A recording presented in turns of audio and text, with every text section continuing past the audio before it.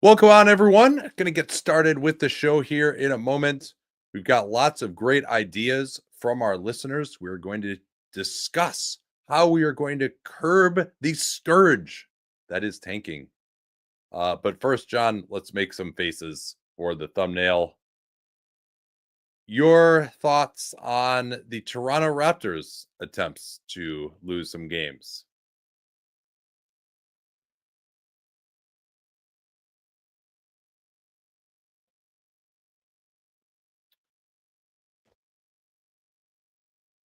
The Atlanta Hawks City Edition uniforms this year. You like them? I'm a little. Whoa! What? Do you see what I just happened there? yeah, You're getting that a little, wasn't like, me. basketball That thing. wasn't me. Is that that must be a StreamYard thing? Maybe it's your camera software that's doing that. Well, Oh, that that's wow, exciting. that was not expected at all. That was Wait, that hold was on here. Can I fantastic. do? Can I give you anything? No, no. I think it must be on your end. Yeah, it doesn't work. Let's see this. That was trying to do a heart actually. Like there's Oh, for yeah. All yeah. right. Yeah, Oh, there look you at go. All that. right. Oh my Wow, look at goodness. that. Wow. This Wow. is man. That's you are way more advanced than me here. Yeah, I wonder. Wait, can you do a thumbs? What does it give you to do a thumbs down? Did you do anything for? Good Yeah, all right. Next rain. time I It's make some perfect. stupid point, you should do that. We should That'd be record great. from Portland at Hoop Summit and then to have the rain effect the whole time. Oh man, can't wait for the hoops on it. All right, let's get rolling here and do a podcast. All right. Welcome on to Hollinger and Duncan, a very special Hollinger and Duncan indeed, because today we will solve this scourge that is tanking in the NBA. Clearly, we can do it, right? Because this is an easy to solve problem. Not really any complexities or unintended consequences from any of these ideas. So, should be able to just get this done with the massive intellectual horsepower at our disposal. As the And also want to only as the only podcaster who has had a 4-31 blaze to the finish line with an actual NBA team, I feel uniquely qualified to discuss this matter. Yeah. Well, as I put it in the description, you never actually were involved in tanking, but you knew of teams that were. I heard Right. stories about other Yeah. teams that Yeah. We Okay. just happened to hit a rough patch there in Yeah. March. It was tough. It was tough in that 2018 season. And yeah, so I want to encourage all y'all on YouTube. We got a lot of great suggestions on Twitter as well. Throw in your reactions to our ideas. Some more of your ideas. Will, as much as time allows, try to address every comment that we've gotten here. So you wrote about this actually on Monday. You and I have been talking about doing this show for a couple of weeks now. It's been pretty egregious. It's been starting earlier than ever with teams like the Jazz and the Raptors. Some teams that actually have decent players. Other teams are just so bad, like the Nets, that no one cares at this point. Obviously, the top Sixers, as Tim McMahon calls them so geniusly, that they have been on this train for quite a while as well. But just your thesis there when you're in your article, and then also some general principles of what types of reforms might work and others that might not. Yeah, so the thing I wrote about in the story related to our season in 2018, because a lot of what looked from the outside like tanking, in other words, actively trying to lose, was more the absence of trying to win, and thus what those incentives meant. And what I might mean by that, for instance, is Mike Conley was going to need surgery at some point. Go ahead, have the season-ending surgery. Be right for next year. You know, that was the first decision that sent us down the road to tanking. That had nothing to do with tanking per se, but in a way it did, because we had no further incentive to keep trying for that season, which immediately moved all of our chips into the next season. And sort of similar. The thing I wrote about in the story was Marc Gasol had this game where he was completely kicking Rudy Gobert's ass. It was like the best game he played all season, and then we pulled him after 23 minutes or whatever it was, because we had a minutes restriction on him. Because why wouldn't we? I mean, we shouldn't have even been playing him at all, right? Like, our season was over. He was 33. He had broken his foot the year before. We had him for a max deal for 2 more years. Like, what's our incentive to continue pursuing that? So, I think that gets lost a little in the tanking debate. Now, it is interesting, though. I mean, just when we talk about the general issue of tanking, I do think the league has accomplished a lot since 2018, which was probably the last truly great draft in terms of both high-end players and depth of talent, as opposed to like a Wemby draft where it was one player. And there was clearly some egregious behavior going on the second half of that season, but it was the top 3 teams, I think, got drawn into the lottery, and then you were guaranteed number 4 if you had the worst record. Right. So that's changed, and your odds of finishing the top 3 were much better than they are now. If you were one of the worst teams. So us finishing with I think we were the second worst record, and we ended up in the 4th position. So because Phoenix had the worst record, if I remember right, Phoenix had the worst record and won the lottery. Fun detail. I think this was reported at the time, but Phoenix actually won that lottery 3 times in a row. Because they did the drawing first, and then they drew another number and it was still Phoenix's, and drew another number and it was still Phoenix's, and then whoever came in second, Sacramento, got the next one. So we've changed behavior that way. We've changed behavior by introducing the play-in, which keeps more teams from tanking because they still have something to play for. Dallas Mavericks right now would have started tanking as soon as Kyrie went out, right? If there wasn't the carrot of the play-in. Chicago Bulls would have done the same, I presume. You could argue one or two other teams. Miami, I think you could say, like, would have given up at some point, and probably won't now. So, and so I think the league has taken steps to reduce the incentives that are involved. And I will also say that people talk about the lottery, but the most egregious forms of tanking have always involved protected picks. And I brought this up over and over again, that they should eliminate any pick protection between 4 and 14. In other words, you can have it so that it's lottery protected. You can have it so that it's top 4 protected. It's just straight up you lucked into it or you didn't. But anything between 5 and 14 creates problems for the integrity of the league late in the season. We saw it with Dallas 2 years ago. We're seeing it with Philadelphia this year. Even though they, ironically, are probably not the most egregious example. So I would say, I thought this was an interesting point. I was going to wait to bring it up, but since you said it on the league fixing things,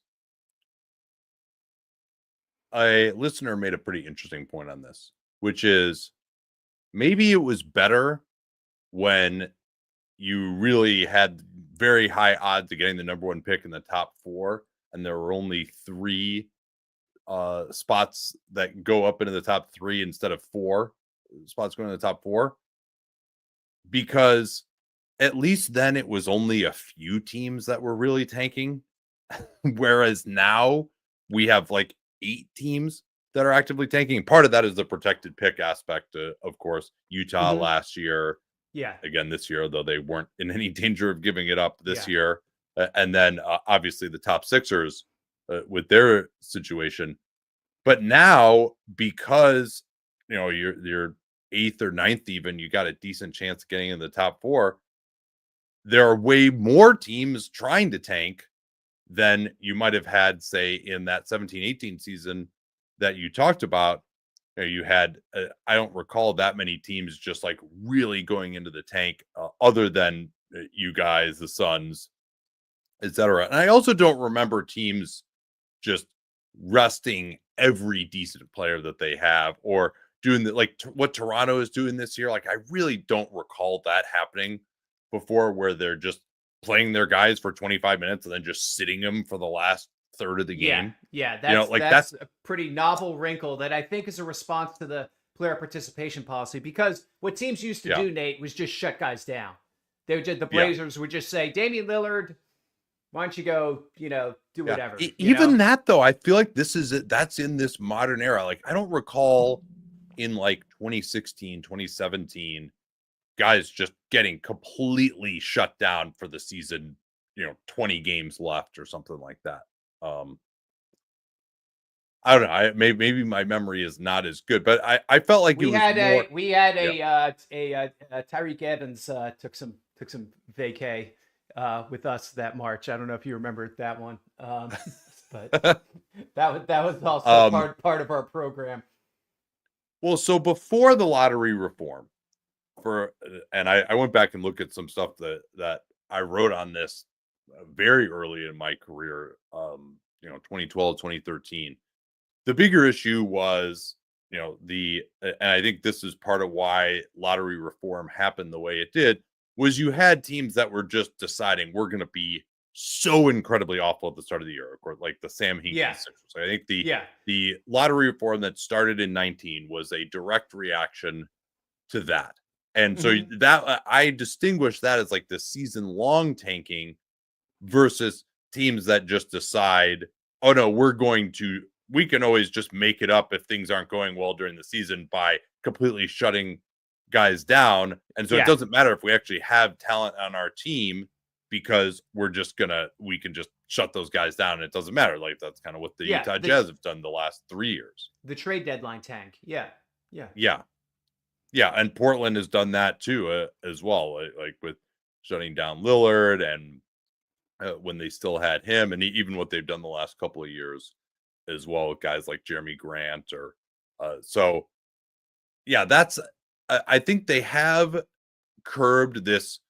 We have to make ourselves so awful at the start of the season that there's never a possibility we're going to win more than 15 games. Like, that doesn't really seem to exist anymore. It's more just that now teams are like, all right, we can just like even the Pistons last year, and they won the 14 games. Like, they were kind of trying, right? Like, we haven't seen teams that have gone into just like not try at all at the start of the season, just be completely unwatchable with the talent level that's on the roster, the way some of those Sixers teams were. All right, so let me get back to my framing here that I had earlier.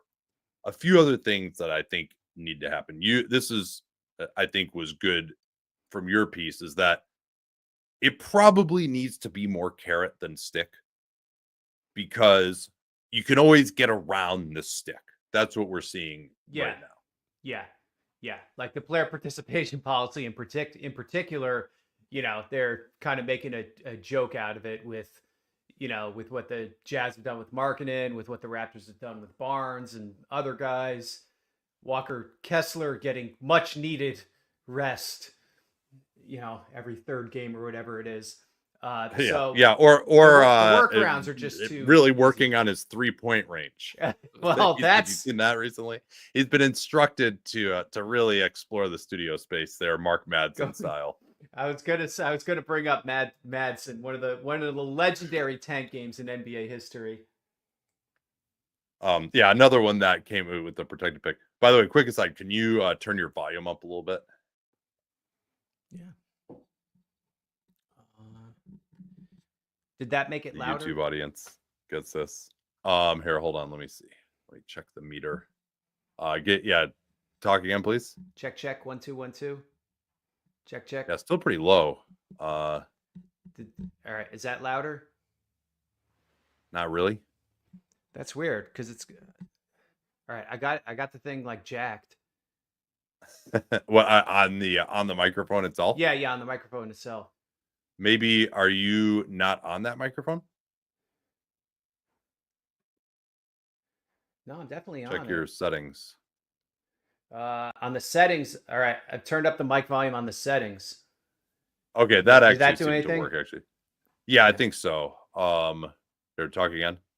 Check. 1 2 1 2. Yeah, there we go. That's good. Pump up the Okay. volume. Yeah. All right. Let's so that to me, because I think there can be some disincentives to saying like that. That's going to be some of my ideas, certainly, where you get penalized in some way. But ultimately, the reality is teams do this because it's rational. Mm-hmm. And so we need to, and even if it's like, oh, there's some financial penalty, right? Like that's something that like, okay, you get an extra amount of the players get something if you win, or the team gets more revenue sharing for every win that you get during the course of the season or something like that. It's like, well, that's an incentive, but it's also, if you're really trying to win in the long term, you're going to ignore that short-term incentive because it's better Yeah. for your team. And maybe, your Michael Jordans would be swayed by that, but the smart organizations wouldn't. So really what we're trying to do is make it so guys like you and me are like, yeah, if I were in their shoes, I would actually be trying to win right now. Like that's what we're going for here. Yeah, that is hard. Yes, it is.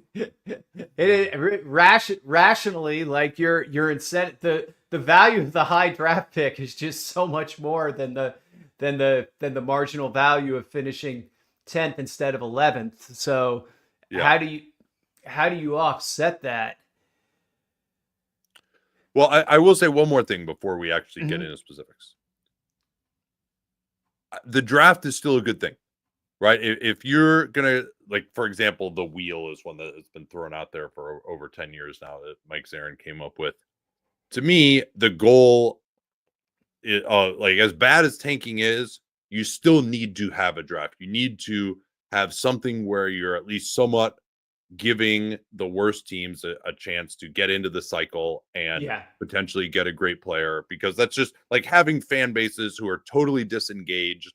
I mean, the league acknowledged this back with Ted Stepien in the 80s, Yeah. that having fan bases that are totally disengaged for like a 10-year period, that teams just has no chance. They don't have any young players that are even worth liking.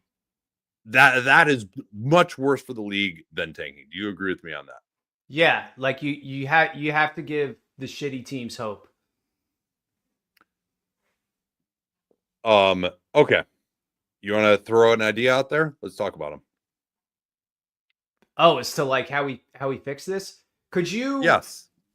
Could you the thing I was wondering about is could you have some kind of NBA Cup in the spring that had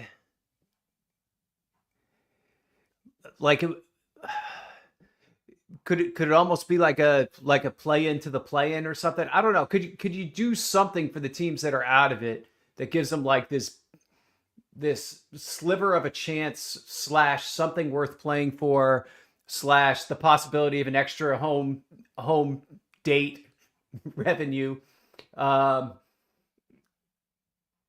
where they could either play themselves into a better pick or play themselves into the actual playoff tournament. Yeah, I guess that now, is that going to fix the fact that we have 20 bullshit games in March and April? You would hope that because those bullshit games are now, some of them are, cup games, that you could resolve it that way. It would be the complexity of this, as I map this out, the complexity of this is such that it could probably not be solved in a 1 hour podcast. But um, I just wonder about the general concept of giving these teams something to play for. And the thing is, it has to be enough that it has to be something that actually matters. Could it be something that like hard capped your pick at number 3? Like no matter what else happened to you in the lottery, you can't do worse than 3 if you win this tournament. Or so, I don't know. I'm spitballing here, but it just struck me as something that might, because I think the thing that really stood out to me when I was thinking about our own situation and watching Toronto is that you're absolutely right. Like the penalizing the negative isn't enough. You need the carrot, something positive to play for, some incentive to actually try to win, as opposed to just incentivizing or just penalizing the most intentional of losing. Yeah, I do think it would be interesting. I would watch it. I'm not sure how much other people would. There does seem I mean, how something. much would people watch any Washington Toronto game, right? Shout out Raptors Nets Yeah. and Wizards Sixers tonight, by the way. Hope your league pass is teed up for those. Yeah, I guess there is something a bit unsavory about the idea of we're gonna play and try to win so we get a draft pick, and it also is decoupling being bad with getting a pick, which is kind of the point of the draft to Mhm. begin with.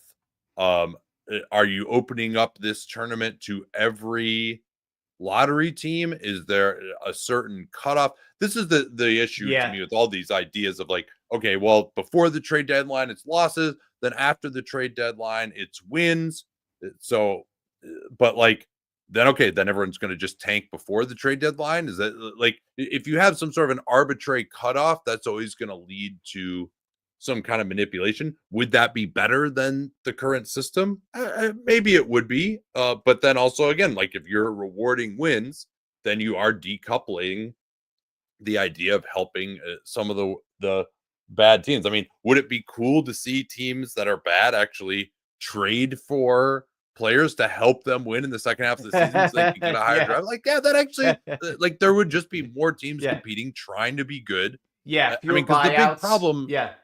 yeah, the big problem is just that these games are absolutely unwatchable. I mean, there are teams that go in, if they're playing a real team, they just have no chance of winning a game. Like they're just not going. Like Memphis doesn't have John Morant last night, and they win by 37 in Utah, right? Like it Yeah. just there's no chance of these teams doing anything with the groups that they're putting out there at this point. So, I do think it would be interesting. It's also, this is another general principle too, is the more complexity, that's just generally kind of a bad thing if fans kind of can't really Yeah. understand it. I mean, now if you have a tournament, sure. When are they going to put this tournament? Would be an interesting question. Like, you don't want to take away from the play-in necessarily. There are a couple of off days during play-in week. Maybe you could Hmm. put it then. But I don't think the league wants to be promoting the idea of, oh yeah, like we're playing for this great draft pick. Like it's sort of Yeah. that to me is, again, feels a little unsavory. But I also appreciate the appeal of these sorts of ideas. Is there something else they could play for somehow? I mean, could Pride, you pride? Yeah, less we've less tried shame. we've Could tried they that. Yeah. could they play for less Yeah. shame? Um, could you? I don't think it would matter to people, and I think it would be really complex.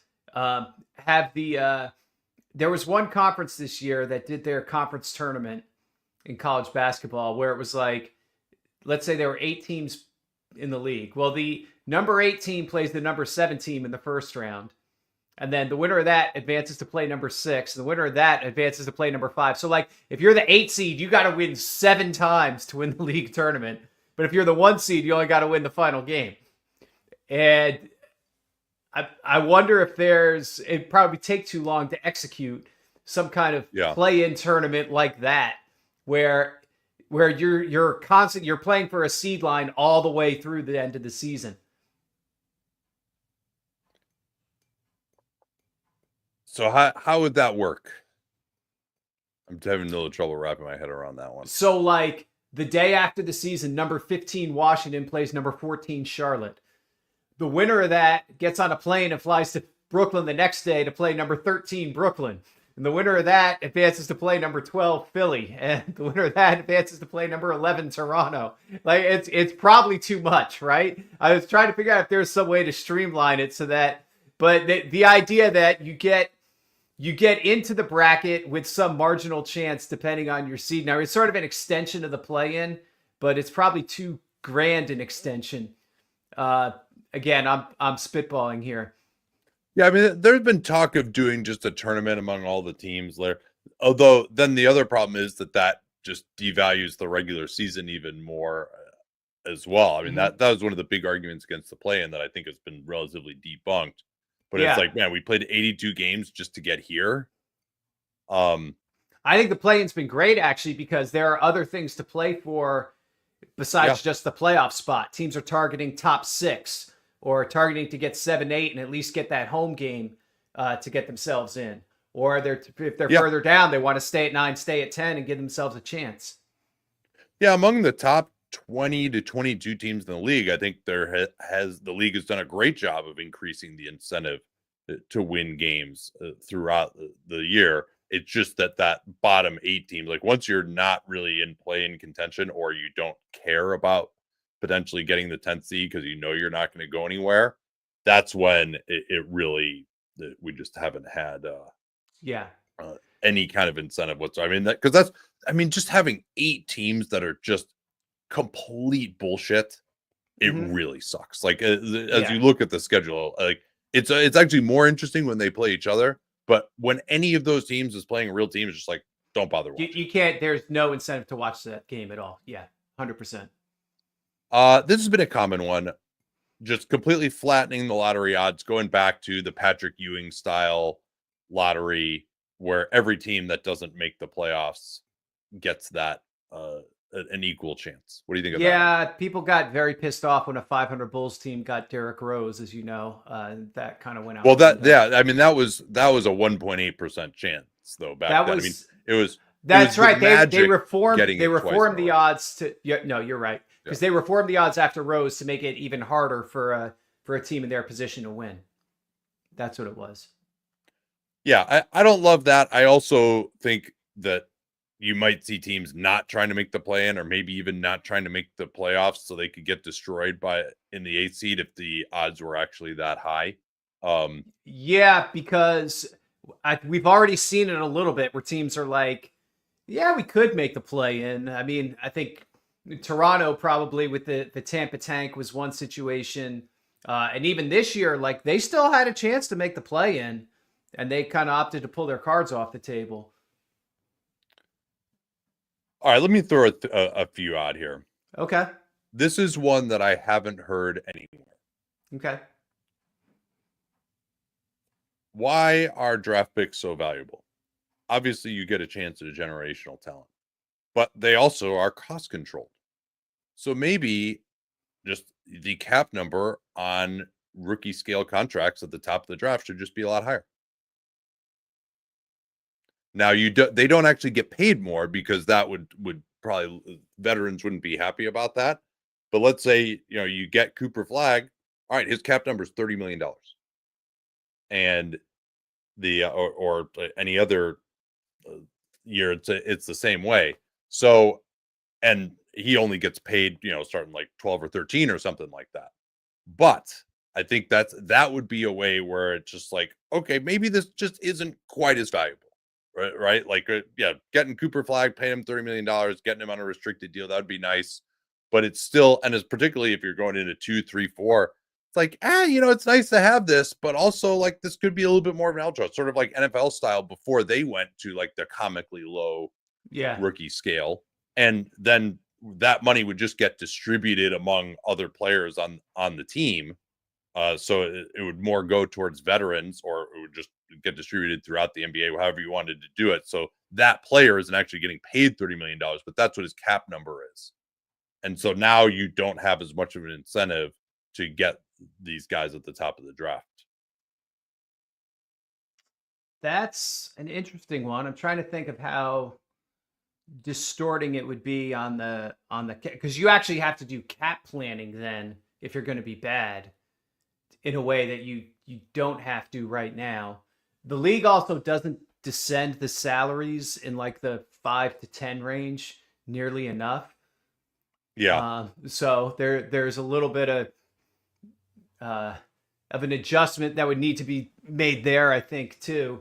Because otherwise, literally everyone between 5 and 10 would be like trying to trade out of it. If it was proportional. Like number one, still a great value. Number two, still pretty good. But if you start raising the price on those late lottery picks, I think that because those historically haven't been nearly. I know there's Curry, there's a couple others, but historically they haven't paid off nearly as well, and the contract drop off doesn't really reflect that right now. Yeah, I'm thinking it's only really in the top 4 is probably like those lotto spots. Like it would drop down very quickly, as you noted, right? Oh, so yeah, these. Yeah, that's fair because you're saying if you lucked into your pick, then we're going to raise the cap number on it. The other idea that I had back in 2012 that I think probably wouldn't work as well now that I don't love, I called it the bid draft, where basically you wouldn't have a lottery. It would just be in order of the standings. However, if you wanted, and this actually would kind of fit in with what I was talking about here too, with the cap number just generally being larger for the number 1 pick. If you had salary cap space and you wanted to bid that salary cap space on a draft pick, you would have the ability, and you would go higher than the slot number. Remember, our slot numbers are higher now. You could jump the line in the draft. Now, in this year with Cooper Flag, the teams would probably just be willing to bid the max salary, right? Like the Zion, Anthony Davis, they might be willing to do that. Other years, maybe they wouldn't. So then it would probably just have to go back to being a lottery if you had multiple teams that were willing to bid the max. But first of all, you would have to get the salary cap space to do that, right? Like and then he would have that high cap number. Again, that number would just get distributed to the other players on the team. He would still make whatever the scale amount was. But that was my thinking back then at a time when not as many teams had salary cap space either. Now, again, they don't. But, in a year like 2016, it would have gotten pretty crazy. You can plan for it too. So part of the reason teams don't have cap space is because they know there's not going to be anyone worth signing in free agency. Yeah. So and also, I mean, I do think that the players would have to agree to this. I don't think they would like that because it would depress free agency even more if you're earmarking the salary cap space for rookies. Even if the veterans would end up getting the money from that, it still would overall depress the market in free agency. Guys would just generally get paid less. So I don't think you could sell the Players Association on that necessarily. But basically, it again would be if you have careful cap planning, you're not going to be like a great team probably that's going to have max salary cap space if you want to try to go get Cooper Flag in the draft. But that was another idea I had, probably too far afield. I think maybe what happens, the scale amount is more realistic. What happens to the team that's outbid? They just move down to number 2? Yeah. Huh. So you got so it's almost like if you get the top pick, you need to make sure you have max cap space too, so you can kind of fend off anyone trying to outbid you. That's probably true. Yeah, because if there's multiple, what happens if multiple max room teams? Like what's the tiebreaker? Yeah, it would have to be record at that point. I know that one's probably too complex. Record? No, it should be like an NBA Cup tiebreaker somehow. It's a point differential in games between the teams. Okay, what are some of the other ideas that you have?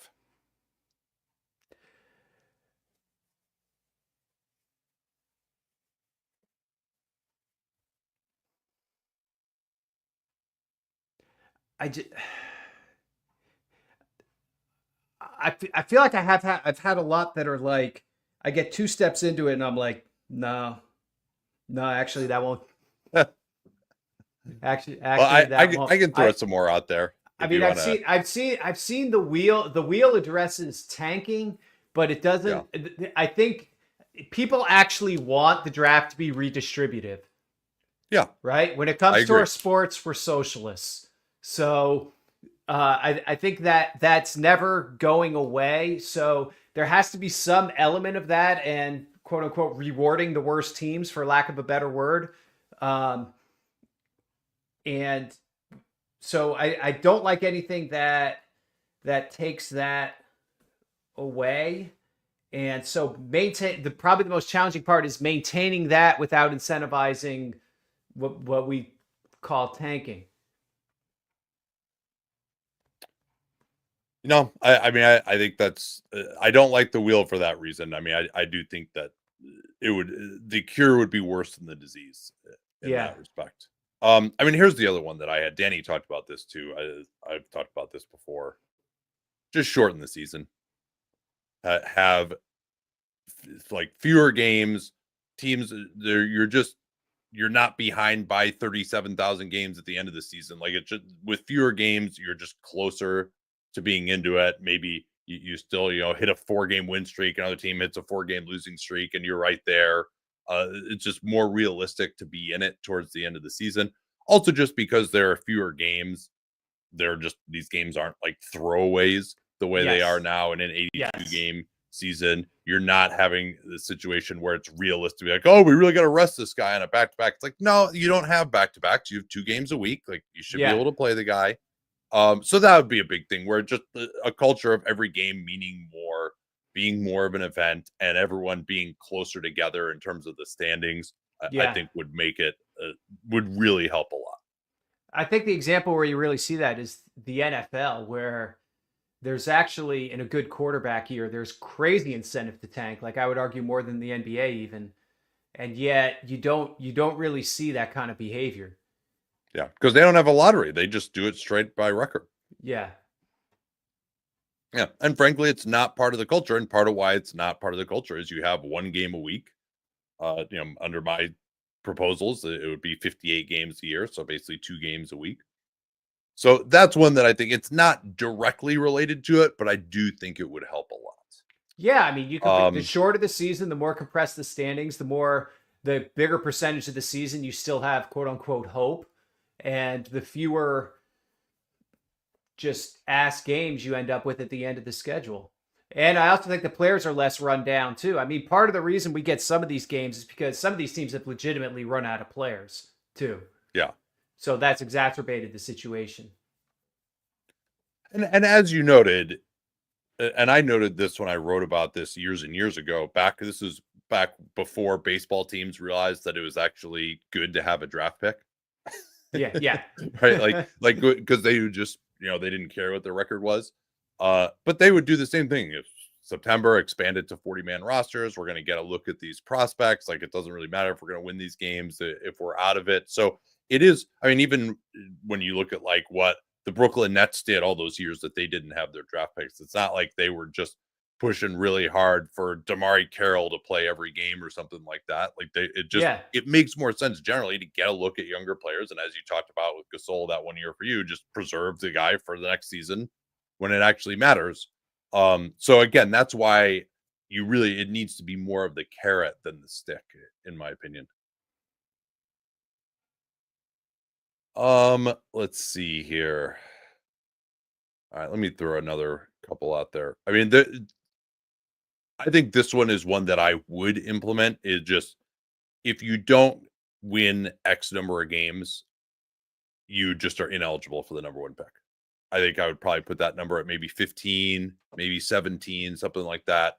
It just like that's really more to just prevent being so awful, and more to curb the like season long, we're just going The into hinky this rule. season with the hinky rule. Yeah. Yeah, yeah. I mean, I don't really see, do you see any downside to implementing that rule? I don't really see one, honestly. So basically, you're ineligible for the lottery, so you would end up at 5 if you were so shitty that you fell short. No, of you can't get the number 1 pick. You can Oh, get you 2. can't get. Oh, But okay. you Okay. can't get 1. Okay. All right. Okay. Yeah, it's not that severe of a penalty, but Uh-huh. it's like that would be enough to where, I mean, Yeah. there might be an edge case every once in a while, but like you should be. I mean, and Yeah. fine, you know what? Like, if you want to get the number 1 pick, trade for Ish Smith at the deadline or something for 2 Yeah. second-round picks. If you're really that worried that you're not gonna win 15 to 17 games, whatever. Was that why they made was that gonna be. deal? It was to avoid the all-time loss record. That's why they did it. Yes. In Because I think 15, that's the 16. bar now for some teams is like, okay, we got to get to 10. We got to Yeah, so stay out make of the that record 15, books. and you also force GMs to at least like get enough talent on the team to where you're not in danger of doing that. I think that, and it's not, okay, if you don't get, you're ineligible for the number 1 pick that year. if you truly have a horrendous year and you can't get there, like, okay, you're still eligible for number 2. Like, it's not going to just kill you, but it's enough of an incentive where it's like, okay, we got to actually be semi-competent this year. So that's, Yeah. of all of these, that is the one that I 100% would implement right now. Yeah, I like that idea. I think that's really good. Yeah, it's setting the win number. There's probably some debate, but yeah, somewhere between 15 and 20, that number exists. Yeah. I mean, I think like 15, if you're 15 and 67, that's just like, that's like all time bad. That is really, and how many of those have we seen? We've seen a team win less than 15 games. That was Detroit last year. They could have, if they had pushed a little harder at the end, they could have got over that probably. Maybe fired Monty Williams. I was going to say, if they had fired Monty so that they could have a chance at number 1, that would have been an all-timer. I do think a couple of these ideas would be good. Just some kind of financial incentive for winning games. I Would at don't least think help. those will matter. I don't think those will matter. Well, I mean, I don't know if it was enough. It would like what if you're like, for every game you win, you get more, and you're not in the tax, you get more tax distribution, or if you just you get some amount of money from a fund in the league, you know, your team gets an extra $1 million for every win or something like that. I mean, I think that would help. Or you could have every player contract has to have a bonus for team wins in a given year.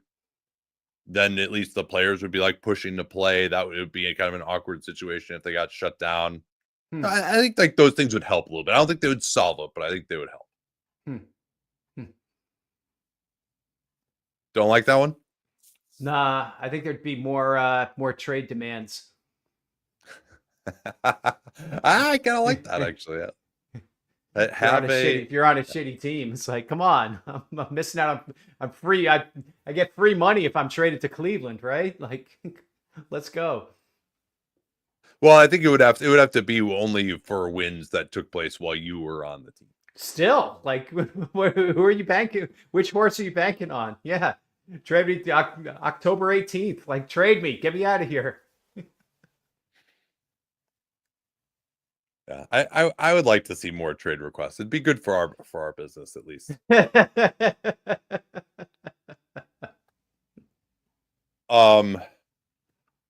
So let me ask you this. Obviously, it would create some unintended consequences, but do you think that either just freezing the standings at the trade deadline, or losses before the trade deadline, wins after, it's not perfect, but is that better than what we have now? I like freezing the standings at the trade deadline. Yeah. Because I think that's a decision point for a lot of teams on whether they're going to cut bait on the rest of the year or not. And then it also still leaves open the possibility of trying the rest of the way. Yeah.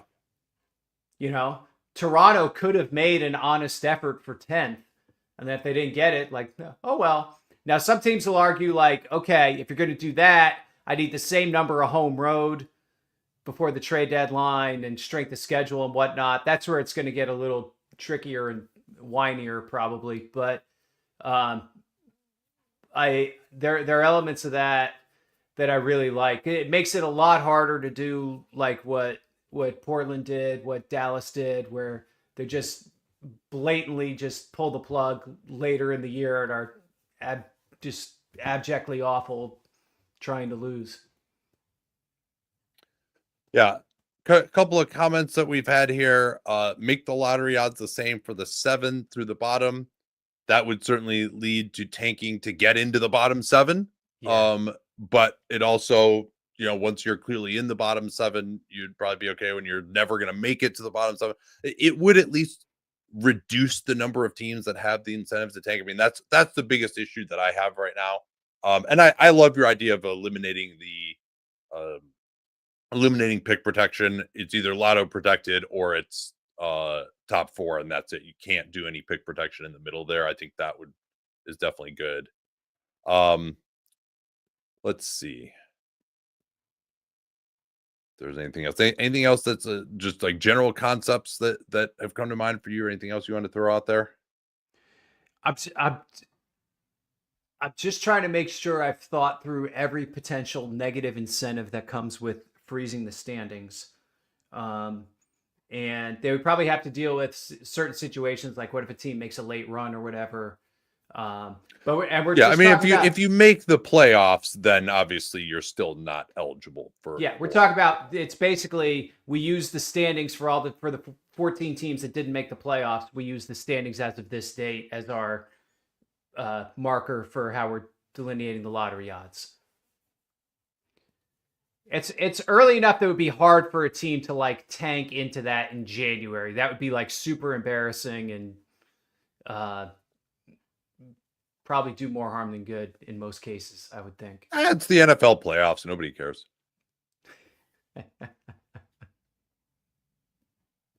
Here's another idea that I had. Okay. Do the lottery for every single pick. So there's no like you're still, because a lot of the tanking I think is to like give yourself a floor. But you're doing the odds for Mhm. every single pick. There's a drawing for every single pick, obviously, until you get Well, to then the pick 'cause protection is more honest. you're right. You know, Right. you wouldn't need that if you did it that way. So you're saying you're going to have another lottery after you do the lottery for the top four. You're going to have another lottery for five, another lottery for six. So even if you have the worst Yeah. record in the league, you could end up at 14. Although the odds of that happening are infinitesimal, right? So you're probably still going to be really high, but you don't know exactly where. And to your point, you can't manage a floor. You're just working with odds, and so there is probably, I mean it really takes away the pick protection shenanigans. So if you're going to Yeah. keep pick That's the big protection idea. alive, then I like that, to have the lottery for each position, um, and probably reduces some of the incentives even that we're seeing right now between like Philly, Brooklyn, and Toronto, who are basically trying to position vis-a-vis each other. But if it's just about odds for each of the three of them, it's like, yeah, each of us could end up anywhere. It doesn't matter that much. Whereas they're looking at right now, like, hey, if we're in at the top four, like this is definitely 3 spots of draft right here. Yeah. No, that's exactly what I was saying. The idea being that you're really trying hard to raise your floor, where the flattened lottery odds I think are pretty good as far as like your chances of getting in the top four. But the bigger concern is just, oh man, we can't be 10. So we got to get up to 7. Like that kind of Yeah. thinking will largely be eliminated then. Because okay, you might be changing like where, all right, hey, if we have a top 6 protected pick, if we get to 4, we're guaranteed to keep it. If we're at 5, oh, we got a 50% chance losing. If we're at 6, we got like a pretty big chance losing it, whatever the number is.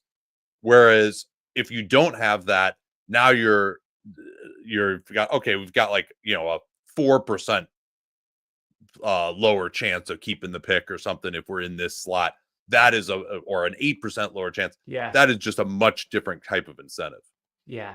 You know what's funny is we actually had a very different incentive in Memphis that has come up rarely, but there are situations I think where it could come up, where we had a top 10 protected pick going out to Boston that we wanted to convey that year. So we were actually trying to win at the end of the year, but we ended up with like tied for the 9th worst record.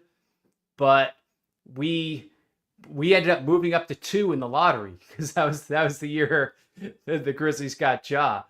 But we were trying to give Boston the pick that year so that we could tank the next year and not have to give him a very lightly protected pick or an unprotected pick the year later. I think that was how the protection went, if I remember right.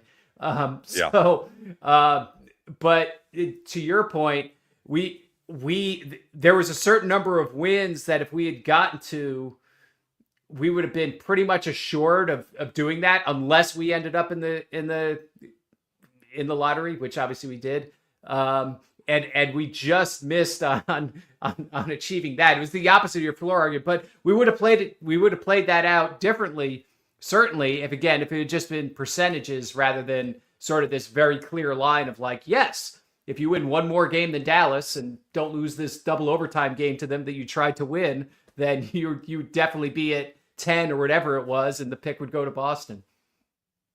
Yeah, Sumo Pockets here. Thanks for the super chat. Some teams have a plan. A lot of these teams are just a mess. Playing a bunch of young, inexperienced players looking for their own shot has never been the answer. Well, it's been the answer if you want to lose. If the question is, how do we get a good draft pick? Trust me, that's the answer.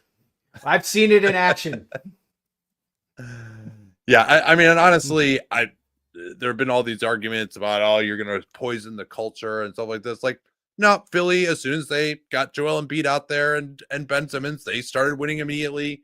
Houston, once they signed Fred VanVleet and Dylan Brooks and got Ime Udoka as the coach, then like they started winning immediately. Like Jalen Green actually is like developing good habits. I really don't think that ends up hurting you that much well, especially in the long term. And your team is so shitty that your roster is going to change anyway. Yeah. Like by the time the Grizzlies were good again in 20 or 21 or whatever, I mean, Dylan Brooks was the only player left from that 18 team. He was a rookie. Let's see if we got any other. Let me see if I have any other good ones. Then we can hit a few more comments as well here. Another one is just make it based on wins over a 3-year period rather than over a 1-year period. So you can't really do that much in a given season to put yourself in a certain area. But I still think you would still know what the number was you needed to get to in a given year. Some teams wouldn't tank because they had won 55 games 2 years ago or something. Yeah, I don't like that for old teams on the downslope. I agree. Yeah, I agree. Yeah, I mean, maybe it could be, or even like your Golden State. You have that disaster year. Like, yeah, it's okay to get a lottery pick for that. What about just some subjective stuff? What if there was just this is one thing that was suggested, just a competition officer in the league office who's just gonna look at you and he's like, hey, you know what? Like, you're obviously not trying here. I'm gonna just ding you guys some lottery points or something like that. Hey, lottery czar. Yeah. Because it is like a Justice Potter Stewart. We know it when we see it, right? That would be the best job in the world. No, actually, it would be the worst job in the world because you'd have to watch every Brooklyn-Toronto game, right? Okay, I take that back. Yeah. It would be a hilarious job. I just think we know it when we see it. Just, man, trying to enforce it. We've seen it. We've seen it now with the player participation policy and everything. Like, just trying to enforce that just becomes impossible. We know that guy wasn't really injured, and then you just have teams leveling up in their ability to fake injuries so that you can't figure out who's hurt or not. Like, I think it creates more issues than it solves, probably. Yeah, life finds a way is what I always say with these incentive things. Where if there's a way around it, they will find it, and you have to find a way to change what they want to do, not what you're trying to force them to do. Yeah, just imagine every GM is Chris Paul.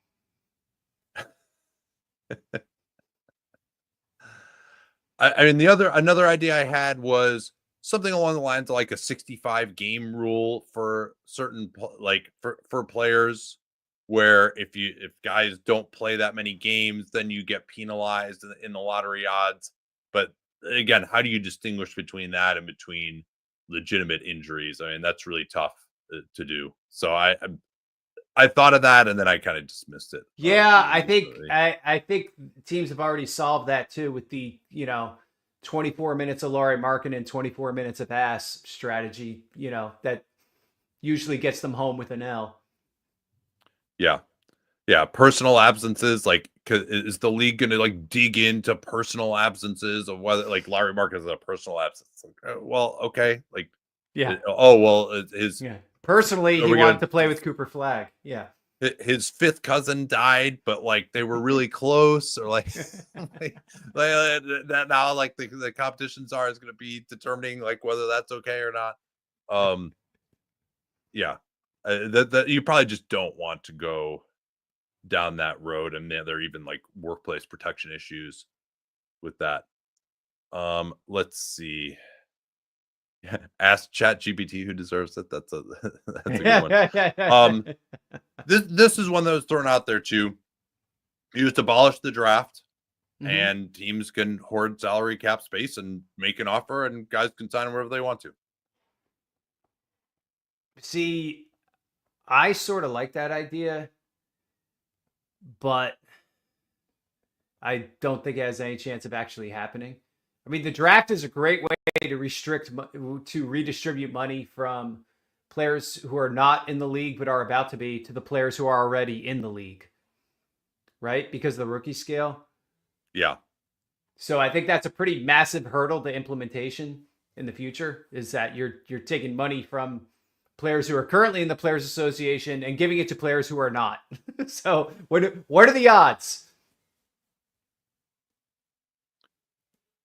Relegation is one that's been thrown out there a lot too, and I mean it's just these are no owner is going to pay $3 billion for a team that can get relegated. Yeah, Just not going to happen, sadly. We're just not set up the way English soccer is. Yeah, there is literally no chance of that. Yeah, well, and then also because there is relegation, these teams at the bottom, Leicester aside, are just don't have a chance ever. Because they're just so low on the economic totem pole.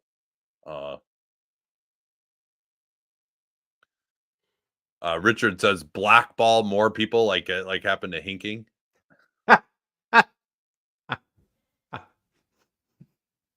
Now, what's yeah, I mean, bullshit about Hinkie was that he just, he was doing what everyone else was doing. He just went at it way harder.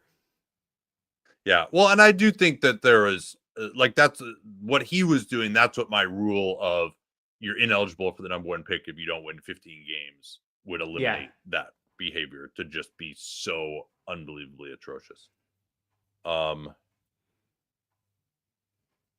you could also, for this whole the idea of just abolishing the draft, you could just give each team over a 5-year period X amount of dollars to bid.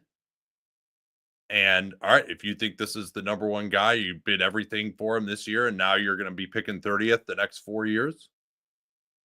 Now, everybody would have still bid the maximum amount for Wembanyama, but they might not have any money left over that period, right? Yeah.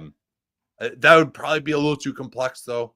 And I'm not sure how you would avoid a Stepien-like situation where teams just spend all their money on, Marvin Bagley at number 2, and then you just are picking 30th for the next 4 years. That's probably not great.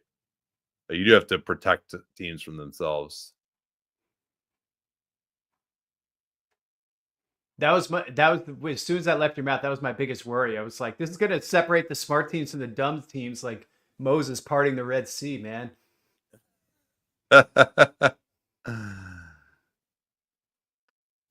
right, I think that's about all that I've come up with here. Let me see if I had any other ones. Oh, what do you think of this one? Okay.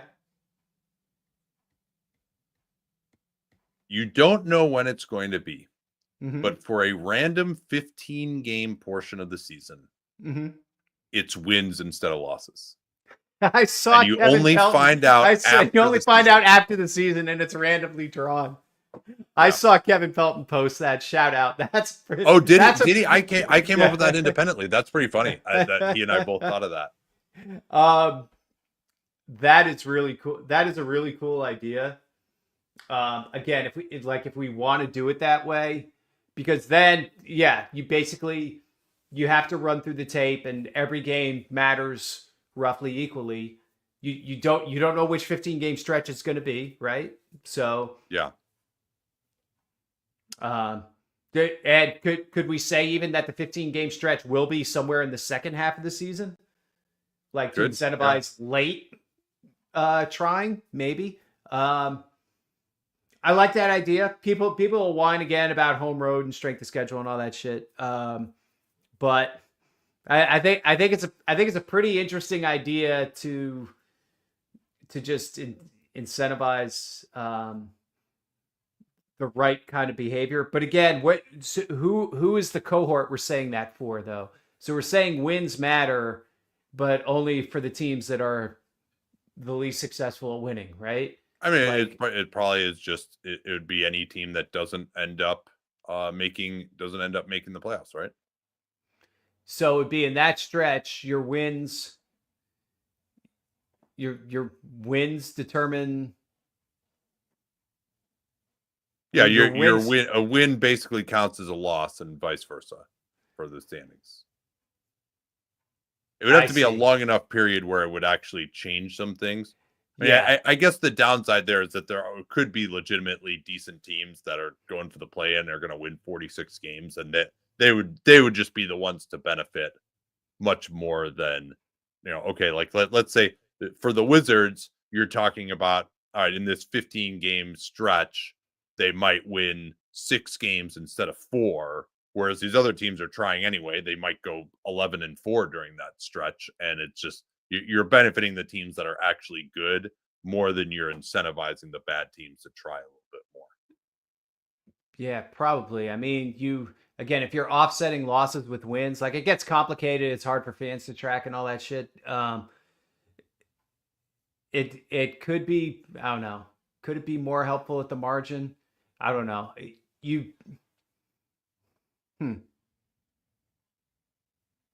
That's an interesting one. I'd have to go back and look at a few seasons and just like randomly pick and see what would have actually happened. Well, but you don't know because you don't know what the incentives are. Right? That's the problem with testing any of this stuff is you can't just run it retroactively because teams will behave differently. That's what you're trying to accomplish. And this is one of the few things we can't test in the G League either. No, I agree. Oh, hey, you get the #1 pick in the G League draft, right? Congratulations. You could pick a guy who averaged 4 points a game at Fresno State last year. Yeah, G League draft is not so amazing. Okay, so what are things that we would implement right now? Is there anything where you're that you feel like would obviously be an improvement? Let's do it. Yeah. The one we just talked about that that de-incentivizes the pick shenanigan. Drawing for every pick. Drawing for every pick. I agree. I would try that in. That's the one. And guys, if you guys could think of unintended consequences of that, let me know. I can't really think of many. There is some small chance that a 60-loss team will end up picking 11th or something, but it's very low odds of that happening, that they'd get pushed all the way down, because once the other bad teams are off the board, like their odds are just so much bigger than, their ping pong balls just dwarf the number of other ping pong balls remaining in the pod. So yeah, probably the biggest downside would just be like you would continually be drawing teams that you have to like find a way to take all of the ping pong balls out for the teams that had already been drawn, or like it would just take a long time to do the lottery itself with the actual ping pong ball. Oh, come on. We'll just have an AI lottery. Okay. Boom, fair, boom, boom. Fair. I think that would be a surmountable problem. So I agree with you. I would do that. I would implement my can't get the #1 pick if you haven't won 15 games, or we would decide what that number kind of was historically. It might be 17. I think 20 is probably too high. Can we name the rule after Sam? We can, maybe some like Clippers or do we? Yeah. No. So the redrawing the lottery picks would be renamed the Madsen rule after that Clippers Wolves game where Madsen was shooting all the threes. Absolutely. But the rule with the minimum number of wins could either be named after Hinkie, or we could name it after like the 22 through 24 Trailblazers, one or the other. Okay, so those are two. And then I think the third, I'm at the point where I would want to try some sort of win-based incentive at least 1 year and see how it went. And I think it probably would be the line of demarcation would be the deadline. And so, you know what, if there were some tanking before the deadline, it would be a shorter duration of time, and it wouldn't just be as obvious. It wouldn't be going on for a 2-month period necessarily, like shifting some of that. Like you'd have fewer teams who are just like, okay, we're just going to lose as many games as we can. Yeah. At this point, like we don't know that we're out of it. I mean, maybe you even would put it the halfway point of the season or something, to where you're I mean, that might be too early, but I think the deadline is a good one, because that's really like a decision making point. So I think I would try that. I would make it losses before, wins after, because you only have like 23 games after the deadline, 25 games after the deadline. Yeah. So that wouldn't be enough for the wins to overwhelm the losses, but it would be an incentive. So I think that's probably the three things that I would do. It still wouldn't be perfect, but I think that would get us a little bit closer to where we went. Oh, and then the pick protection thing too. You can only protect top 4 or lotto. If we were redrawing for every pick, I wouldn't sweat that one as much. Yeah. Okay.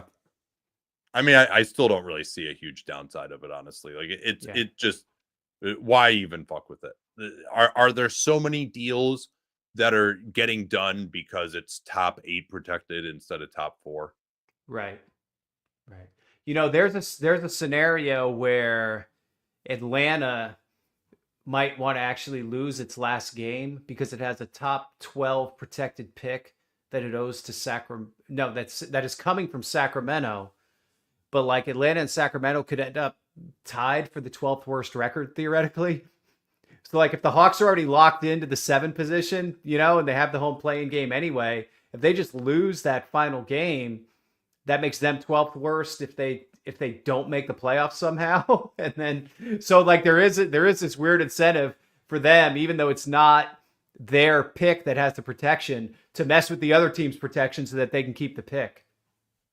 What do you think of this comment from Lonjo and Silver? If we did the thing where it's losses before the deadline, wins after, wouldn't teams just sit their best players to start, like LaMelo or Larry Markkinen would have played sub 10 games prior to the deadline? I just don't think teams want to tank that early and just give up all hope. It's like there's still a business where you're selling tickets and media rights and whatnot.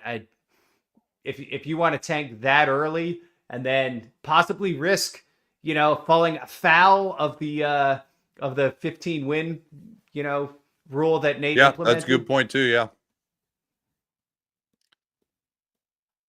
All right then. We have time to eliminate a team from the playoffs? Well, in the spirit of a discussion about the lottery, I think we have to. Okay, we have eliminated 9 teams from the playoffs. We both did Philly and Toronto last time. Would you like the honors, or shall I take it this time? All right, we've eliminated 9. So we basically got everybody who is no longer alive. We pretty much eliminated, right? And we eliminated Portland too. Okay. Yeah. So I'll stick a fork in Dallas then. Yeah, Dallas, I mean, they are 35 and 38. You've still got Sacramento and Phoenix in the West. You think Dallas is the least likely of those 3 to make it? Yes. Both in terms of, are they going to position themselves even in the top 10? And then could they actually win a play-in game, let alone 2? I mean, to win the single 9-10 game, against either Sac or Phoenix. I think they would be a pretty big underdog, especially against Phoenix. And then to come off of that and beat the Wolves or Clippers, I mean, you need another Clippers COVID game basically to get that, right? So I'd say their odds are pretty long. Yeah, if they got Lively back also, let me ask you this. What do you think of the fact that AD is playing? Fairly surprised. I mean, I thought Dallas's best move was going to be to try to position themselves behind Portland and San Antonio. And not to mention, Miami and Chicago, and Orlando and Atlanta in the East. So there's kind of several draft spots on the line here. I mean, I guess Atlanta and Orlando would be playoff teams, so they wouldn't matter as much. But and also, I mean, with his injury history and this being the type of injury that can be re-aggravated and whatnot, I thought they were going to play it really conservative with him. Yeah, I do. I mean, he obviously wants to come back and play. I understand that. I do think that the organization would like to wipe a little bit of the egg off their face by having him come back and actually play well. I do think it would have been better for them to just shut him down for the season. They also just won a few too many games, frankly, while he was out. Yes, that they are now 3 games. Yep. San Antonio's 40 losses, Portland 41, Chicago and Miami are 40 and 41. So you're probably, with 10 games or so left here, not going to get below those teams anyway, at this point, even as he's coming back. And it's not like they've, they're 3-7 in their last 10, but they won a few more games before that. They won games, obviously, when Kyrie was still playing too. So when he went down, I thought there was a decent chance that they could drop below some of these teams. But I'm just, and it's not like they could have tanked any harder. Like, they've had 8 or 9 guys available. Yeah, exactly. They ran out of players. Yeah. So, yeah, I mean, I think at this point where they are right now, I might as well bring him back and go for it. I don't think you're really going to hurt your draft positioning that much at this point. If everyone says he's fine. Yeah, I mean, that's the biggest thing is just, are they bringing him back too soon? Yeah, I mean, and we've talked a lot about what their future looks like. And obviously with no ball handlers at all, they're relying a lot on Spencer Dinwiddie right now. I agree. I probably, if I had to, would eliminate them. Because Chicago and Miami and Atlanta and Orlando, like, those teams are all kind of the same quality, it seems like, or pretty close to it. Whereas I think the Clippers and Wolves are way better at 7 and 8, or could be the Warriors too, are way better than Dallas is.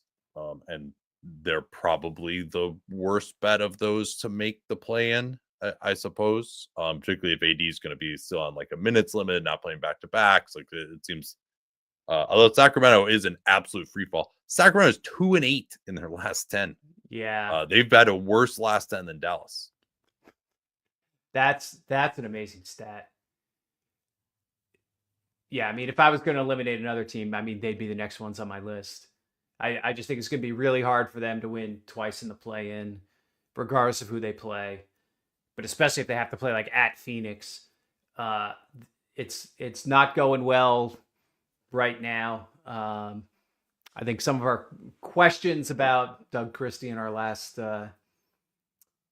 show are maybe starting to bubble up. And then, front office is a little bit of not sure what's going on there. Like Wes Wilcox just ejected to go to the University of Utah. So you want to eliminate the Kings right now too? Should we do it? Yeah. Just do it right now? Yeah, I'm doing it. Yeah. Take him out. Yep.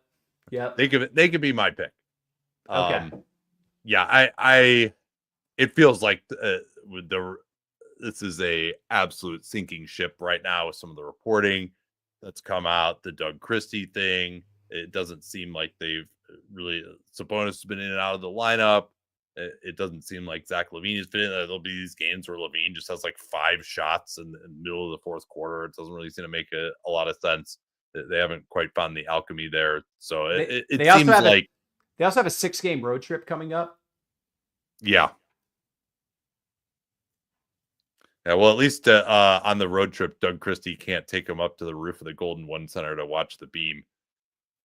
maybe, Well, maybe the the morale other will really reason improve. the other a reason little he of that. can't do that anymore is because they've lost 4 straight home games. Yeah. But yeah, I mean, there's the reporting too that Sabonis is going to try to check in on what the direction of the team was in the off season, and yeah, it really just doesn't seem to be going well. Like when they're losing the vibes race to the Suns and the Mavs, that's when you know it's really bad. Red flag. Yeah. So, and just trading away your best player, even if they did get Levine back, that's just pretty tough. I don't know. I mean, did Wes Wilcox leave because he knew everyone there in the front office was going to get fired? I don't know how attractive a college GM job is at this point, but Yeah. there's a lot of reports that Monty isn't really that involved in some of the decision making, and that the Mike Brown thing wasn't his call. So not great for the Kings. We'll talk more about their offseason, I'm sure, but it seems like they are very much, especially because they kind of made their move to try to get DeRozan and take the next step forward. And the fact that they've taken a step back even from last year. Yeah. And obviously from 2 years ago, it seems like things, turning this around is going to be difficult. All right, then. I think we can pack it in. Thanks, everyone, for your great questions and suggestions. And we will be back next week on Dunked on Prime exclusively. Thanks so much for watching.